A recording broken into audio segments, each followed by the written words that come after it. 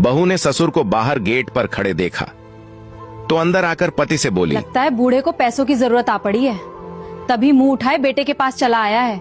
अपने पेट का गड्ढा तो भरता नहीं, अब घर वालों का कहां से भरोगे? तुम कुछ बोलते क्यों नहीं? कहाँ जा रहे हो?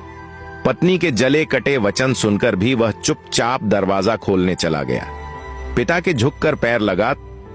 हमेशा खुश रहो। पिता उसके साथ भीतर आते हुए बोले, बहुत कमजोर हो गया है, बीमार है क्या?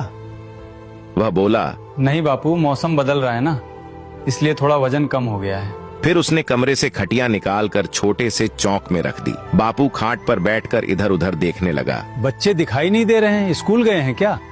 नहीं बापू, आज छुट्टी है, बाहर खेल रहे हैं। किवाड़ की ओट में खड़ी बीवी का दिल किया बोलकर बता दे कि कोई छुट्टी वृट्टी नहीं है। फीस न भर पाने के कारण स्कूल वालों ने उन्हें स्कूल से निकाल दिया है, मगर बड़ी मुश्किल से उसने खुद को चुप रखा। इतने में बाहर से आकर दोनों पोते और पोती दादा के गले लग गए। दादा उन्हें प्यार करने लगे। जेब में से मूंगफली की मुट्ठी भरकर दोनों बच्चों को देने लगे। बच्चों के शरीर पर पुराने और टांके लगाए हुए कपड़े देखकर बाप से बेटे की हालत छुपी न रह सकी। बाप पढ़ा लिखा नहीं था, मगर आंखों से दुनिया देखी थी, वह सब समझ रहा था। बहू चाय बना लाई थी। ससुर पहला घूंट भरते ही समझ गया कि ये नेचुरल दूध तो बिल्कुल नहीं है। बेस्वाद चाय के 2 घूंट भरकर बाकी बची चाय कप में ही छोड़ दी और कप को खाट से नीचे रख दिया। फिर बेटे को पास बुलाया तो वह घबराता हुआ सा बाप के पास आकर जमीन पर ही बैठ गया। मन से आशंकित था कि बापू पैसे ना मांग ले। न बच्चों की फीस भर पाया था, न बिजली का बिल, न पत्नी की दवाइयों के लिए पैसे जुटा पा रहा था। 3 महीने का मकान का किराया भी बाकी चल रहा था। वह अनमना सा होकर बापू के मुंह की ओर देख रहा था। उधर पत्नी सारे काम छोड़कर किवाड़ की ओट कान लगाकर खड़ी थी कि बुढ़ू कितने रुपयों की मांग करता है। अगर पति से ठीक से जवाब न दिया गया तो वह खुद जवाब देगी। कुछ देर सोचकर बापू बोला, इस वक्त काम का बहुत लोड है, मजदूर भी महंगे हो गए हैं, इसलिए टाइम नहीं है रुकने के लिए। आज ही 4 बजे की ट्रेन से वापस जाऊंगा। 4 महीने से तुम्हारा कोई समाचार नहीं आया। तुम्हारी माँ को बहुत फिक्र हो रही थी, इसलिए उसने मुझे जबरदस्ती यहाँ भेजा है। मैं तुम्हारा बाप हूँ, मुझे मालूम है जब तुम परेशान होते हो तभी ऐसा करते हो।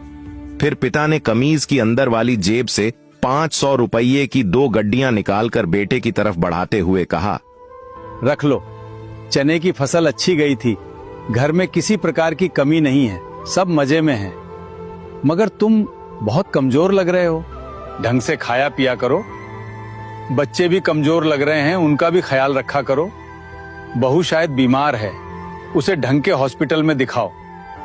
अगर शहर में तुम्हारा काम धंधा नहीं चल पा रहा है तो गांव लौट आओ। तुम्हारे बिना मेरा और तुम्हारी माँ का मन भी नहीं लगता। पोते पोतियों के बिना घर सुना सुना लगता है। बेटे को जैसे सांप सूंघ गया था, वह गर्दन उठा ही नहीं पा रहा था।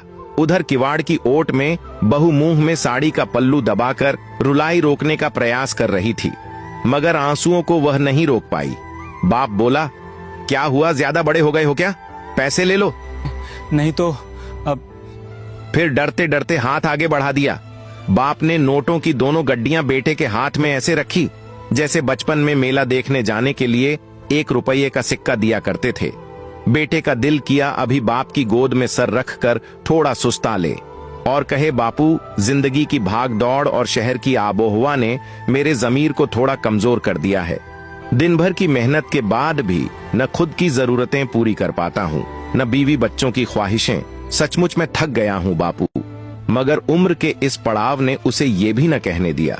इस कहानी की सिख है, जब तक पिता के पैरों में जान रहती है वह कभी भी औलाद पर बोझ नहीं बनता। एक पिता कई शादीशुदा बेटों के परिवार को एक साथ पाल सकता है, मगर कई बेटे मिलकर भी एक पिता को नहीं पाल सकते।